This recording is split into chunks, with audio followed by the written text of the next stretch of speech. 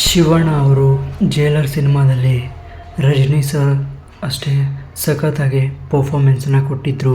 ಹೌದು, ಈ ವಿಷಯವು ಬರೀ ಕರ್ನಾಟಕದಲ್ಲಿ ಮಾತ್ರವಲ್ಲದೆ ಎಲ್ಲ ಸ್ಟೇಟ್, ಇಡೀ ದೇಶದಲ್ಲೇ ಶಿವಣ್ಣ ಅವರ ಪಾತ್ರ ಹಾಗೂ ಅವರ ಪರ್ಫಾರ್ಮೆನ್ಸ್ ತುಂಬಾ ಇಷ್ಟ ಆಗಿತ್ತು. ಹೌದು, ಕೆಲವು ತಿಂಗಳ ಹಿಂದೆಯಷ್ಟೇ ರಜನಿ ಸರ್ ಅವರ ಜೈಲರ್ 2ನ ಅನೌನ್ಸ್ಮೆಂಟ್ ಆಗಿತ್ತು. ಸೊ ಈಗ ಆ ಸಿನಿಮಾದಲ್ಲಿ ನಮ್ಮ ಶಿವಣ್ಣ ಅವರು ಕೂಡ ಮತ್ತೆ ಅಭಿನಯಿಸಲಿದ್ದಾರೆ ಎಂದು ಈಗ ಅಧಿಕೃತವಾಗಿ ಮಾಹಿತಿ ದೊರಕಿದೆ. ಶಿವರಾಜ್‌ಕುಮಾರ್ ಅವರು ಜೈಲರ್ ಸಿನಿಮಾದಲ್ಲಿ ನರಸಿಂಹ ಎಂಬ ಪಾತ್ರವನ್ನು ಆ್ಯಕ್ಟ್ ಮಾಡಿದರು.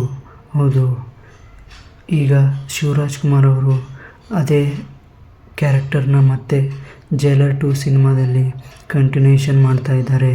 ಹೌದು, ಶಿವಣ್ಣ ಅವರ ಕಣ್ಣಲ್ಲೇ ಮಾಡುವಂಥ ಆ್ಯಕ್ಟಿಂಗ್ ಮತ್ತು ನಡೆದುಕೊಂಡು ಬರುವಂಥ ಸೀನ್ ಬರೀ ಕರ್ನಾಟಕದಲ್ಲಿ ಮಾತ್ರವಲ್ಲದೆ ಇಡೀ ದೇಶದಲ್ಲೇ ಸಖತ್ತಾಗಿ ಸದ್ದನ್ನು ಮಾಡಿತ್ತು.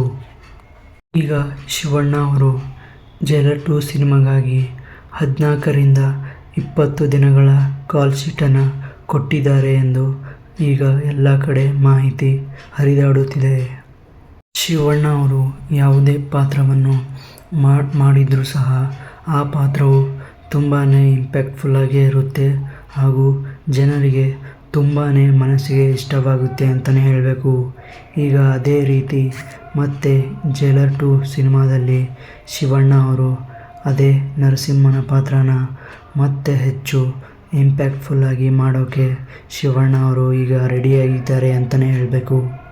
ಈ ಮಾಹಿತಿ ಕೇಳಿ ಯಾರೆಲ್ಲ ಶಿವಣ್ಣ ಅವರ ಅಭಿಮಾನಿಯಾಗಿದ್ದರೆ ಎಷ್ಟು ಖುಷಿಯಾಯಿತು.